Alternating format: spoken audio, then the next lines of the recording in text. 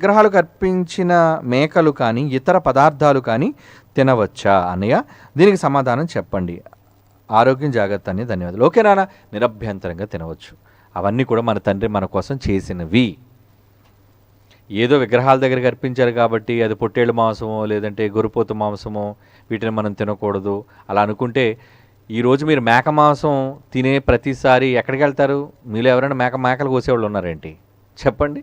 మీరు వెళితే అగోండి ఆ మసీదు దగ్గర ఉన్న మరి ఇస్లాం సోదరులైన వాళ్ళే ఎక్కువగా ఈ మటన్ షాపులు వాళ్ళు మెయింటైన్ చేస్తూ ఉంటారు. మరి వాళ్ళు దాన్ని కొయ్యాలంటే ముందు దాన్ని హలాల్ చేస్తారు తెలుసా?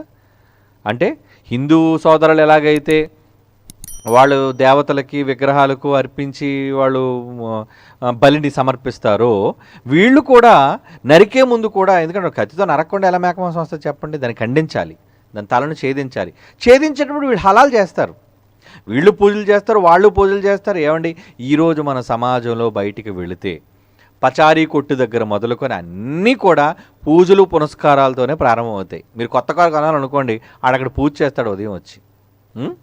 మీరు బియ్యం కొనడానికి మీరు షావుకారు కొట్టుకెళ్ళారు అనుకోండి, తెల్లవారే అతను వచ్చి పూజ చేస్తాడు. అంటే ఒంట్లో మొత్తం అతని కొట్లో ఉన్న సామాన్లన్నిటికీ కూడా ధూపం వేస్తాడు, లేదంటే అన్నింటినీ కలిపి అగరబత్తీలు వెలిగించి పూజ చేస్తాడు. అలాగని మీరు బియ్యం తినడం మానేస్తున్నారా? పప్పులు కొనడం మానేస్తున్నారా?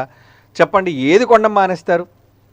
ఇది ఎవరో ఏదో చేయటం వల్ల ఏదో అయిపోతుంది అనే ఒక దౌర్భాగ్యపు భ్రమ మనకు ముందున్న క్రైస్తవ తరాలు పెట్టేశారండి. ఎందుకంటే వాళ్ళకి బైబిల్ సరిగ్గా తెలియకపోవడం, వాళ్ళంతా మళ్ళీ వయసులో పెద్దోళ్ళు.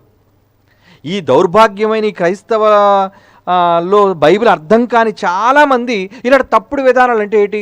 మనం బలర్పించిన తినకూడదు, హిందువులు ఇచ్చిన ప్రసాదాలు మనం తినకూడదని చాలా వరకు బైబిల్ సరిగ్గా అర్థం కాకపోవడం, ఇలాంటి తప్పుడు విధానాలు క్రైస్తవ్యంలో ప్రవేశపెట్టి ఎక్కువగా క్రైస్తవులను మరి వీళ్ళు హైందవ సోదరులకి విరోధులుగా చేశారండి. వాళ్ళే ఇరుగు పొరుగును కలిసి ఉంటున్నాం, వాళ్ళతో ప్రేమగా మనం మసలుకోవాలి.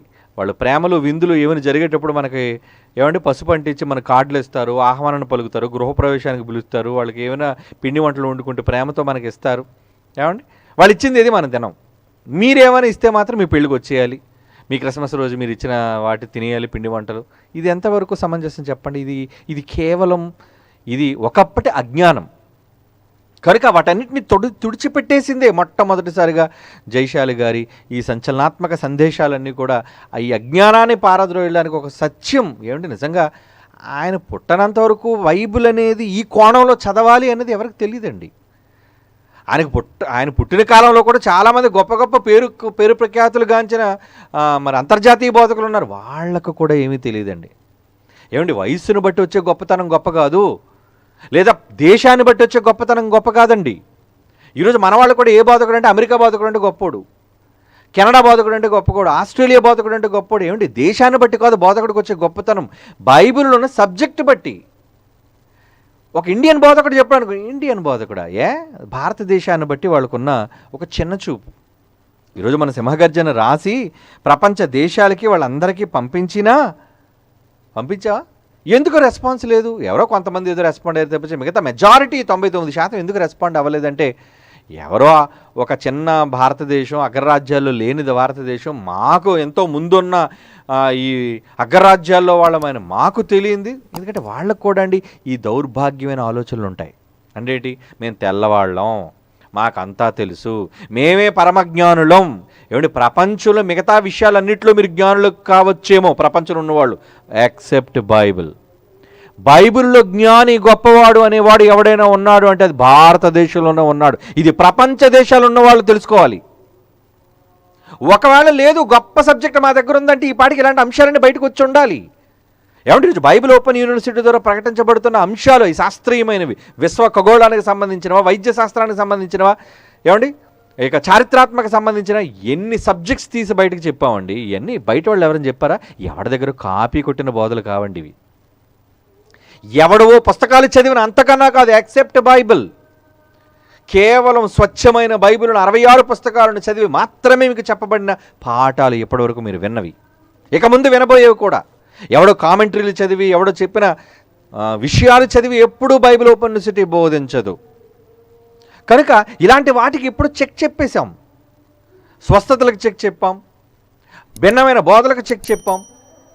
ఏమండి, ఇదిగో ఇటువంటి తప్పుడు విధానాలకు, క్రైస్తవుల దొంగ ఆచారాలకు చెక్ చెప్పాం. ఏది గుడ్ ఫ్రైడే అని, క్రిస్మస్ అని, ఏమండి ఈస్టర్ అని, ఇలా ఎన్ని ఈరోజు. అందుకే మన ఇప్పుడు మన వీడియోస్ ఎవరు ఎందుకు బయట చూడరు? ఎందుకో తెలుసా? వాళ్ళకి మనం పడం, మన పేరంటేనే వాళ్ళకి ఎగటు. అయితే దానికి మనమేం బాధపడం. ఎందుకంటే యేసుప్రభు ఒక మాట అన్నాడు, ఏంటంటే నాన్న లోకం నన్ను ద్వేషించింది, మిమ్మల్ని ద్వేషించకుండా ఎలా ఉంటుంది చెప్పండి? మీకంటే ముందు నన్ను ద్వేషించిందని తెలుసుకోండి. కనుక యేసుప్రభువును లోకం అంతా ద్వేషిస్తుంది. మరి మనం ఆయన అనుచరులం కాబట్టి మనల్ని కూడా వీళ్ళు ద్వేషిస్తారు. కనుక వాళ్ళు మనకి మేకతోలు కప్పాలనో, లేదంటే వాళ్ళేదో మనకు ఓటేయాలనో, లేదంటే వాళ్ళేదో మనకు వ్యూస్ ఇవ్వాలనో, ఏమండి ఇవేమీ మనకు పట్టింపలేదు. సత్యాన్ని మనం ప్రకటించుకుంటూ వెళుతున్నాం. అది వెబ్సైట్లో ఉంది, అది ఇంగ్లీష్లో ఉంది, కన్నడలో ఉంది, తెలుగులో ఉంది, హిందీలో ఉంది. ఇన్ని భాషలలోనికి ఈరోజు మనం తర్జుమా చేసి పంపించగలుగుతుంటే వినకపోవటం వాళ్ళ కర్మ. మన వంతు మనం ప్రకటించాం. ఒకవేళ వెళ్ళినా వీడెంత గొప్ప జ్ఞానం చెప్పాలా, వీడెంత గొప్పవాడని అసూయండి. అసూయ వాళ్ళు లేదని మీరు అనుకోకండి సుమా. ఇదిగో ఈ మధ్యన చూసారా, నిన్న జరిగిన వాస్తవం ఏంటంటే ఈ ఏమంటే గెలాక్టిక్ అట్లాంటిక్ అని చెప్పి ఏదో ఈ విశ్వంలోకి స్పేస్ టూరిజం అనేది కొంతమంది వెళ్ళారండి. ఒక 6 కలిపి మొత్తానికి వెళ్ళారు, పైలట్లతో కలిపి. అలా స్పేస్లోనికి వెళ్ళి ఒక 15 నిమిషాలు అలా ఉండి మొత్తానికి 1 గంటన్నర ప్రయాణం చేసి వచ్చేసారండి క్షేమంగా. దీనిని వ్యతిరేకిస్తూ అత్తరే మీరు వెళ్ళింది స్పేస్లోనికి కాదు, ఆ జెఫ్ బెజోస్ అని ఉంటుంది కదా అమెజాన్, ఈరోజు పెద్ద సైట్. ఎందుకంటే వాళ్ళు కూడా కొద్ది రోజులు వెళ్ళిపోతారు పోటీ. వాళ్ళకి ఎంత అసూయ వచ్చేసిందంటే ముందు వెళ్ళిపోయారా. మొట్టమొదటిసారిగా స్పేస్ టూరిజం అంటే అలా విమానంలో స్పేస్లోకి తీసుకువెళ్ళి గాడిలో తేలేటట్టు చేసి మళ్ళీ వెంటనే భూమి మీదకి తీసుకొచ్చేశారు. ఇది మొట్టమొదటి కానీ వీళ్ళకే దక్కేసింది, కనుక వీళ్ళది కాదు. ఇది మీరు వెళ్ళింది స్పేస్ రోదసీలోనికే కాదు, 100 కిలోమీటర్ల లోపు వెళ్తే అది రోదసీలోకి వెళ్ళినట్టే కాదని చెప్పి ఆ జెఫ్ బెజోస్ అన్నవాడు, ఇంకా అతను సమర్థించే కొంతమంది ఇప్పుడు చూడండి సోషల్ మీడియాలో కానీ ఆ న్యూస్ మీడియాలో కానీ ఇవే తంతు. అంటే అసూయ, ఒకడు ముందు వెళ్ళిపోయాడని అసూయ. కాబట్టి ఈ అసూయ వాళ్ళకి ఇలాంటి విషయాలు ఉన్నప్పుడు బైబిల్లో మనం ఎంత గొప్ప విషయాలు చెప్తున్నామని మన పుస్తకాలు చదివి మన జ్ఞానాన్ని తెలిసి వాళ్ళు చెప్తారనుకుంటారా? అబ్బే అసూయండి వాళ్ళకి. ఎవడో ఇండియా దేశంలో ఉన్నాడు మాకు చెప్పడం ఏంటి? మరలా చెప్తున్నాను, ప్రపంచంలో ఏ జ్ఞానంలోనైనా ప్రపంచ దేశాల్లో జ్ఞానులు ఘనులు గొప్పవాళ్ళు ఉండొచ్చు. బట్ బైబిల్లో జ్ఞాని అన్నవాడు ఎవడైనా ఉన్నాడు అంటే దాని కేర్ ఆఫ్ అడ్రస్ ఇండియా అని మర్చిపోకండి. India care of address. ఎక్కడా ప్రపంచంలో లేదు ఈ మహాజ్ఞానం. ఈ తరంలో ఈ సార్వత్రిక క్రీస్తు సంఘాన్ని, బైబిల్ విశ్వవిద్యాలయాన్ని, జైశాలి ఆధ్వర్యంలో ఒక నూతన బోధన విధానాన్ని తీసుకొని వచ్చి ప్రపంచానికి చెప్పింది one and only international university. కనుక ఈ మాటలన్నీ కూడా నాన్న, ఈ తప్పుడు విధానాలు మనకు ముందు ఎందరో దొంగలు ప్రవేశపెట్టేశారు. అమ్మో తినకూడదు, ముట్టుకోకూడదు, అవన్నీ శక్తి వచ్చేసింది, లోపలికి వెళ్ళిపోయింది, అవి పూజలు చేయబడ్డాయి. ఏమీ వద్దు. మీకు నచ్చితే ఎక్కడికైనా వెళ్ళండి, ఏదైనా తినండి. ఇస్లాం సోదరులు మిమ్మల్ని ఇఫ్తార్కి విందుకు పిలుస్తారా? హ్యాపీగా వెళ్ళండి. హిందూ సోదరులు మిమ్మల్ని ఏ హిందూ పండక్కి పిలిచినా సరే ధైర్యంగా వెళ్ళండి, డోంట్ వరీ. అక్కడ పెట్టిందేదో పౌలు తిమోతి కొరింథీ పత్రికలు అంటాడు, మీకు వడ్డించిందేదో మీ ముందు అనాలోచితంగా తినేయండి అన్నాడు. మీరు ఆలోచించొద్దు, ధైర్యంగా మీరు తినేయండి అని ఒక మాట కొరింథీయులకు రాసిన మొదటి పత్రిక 10:25 అంటాడు. తర్వాత చూడండి, టైం లేదు కదా.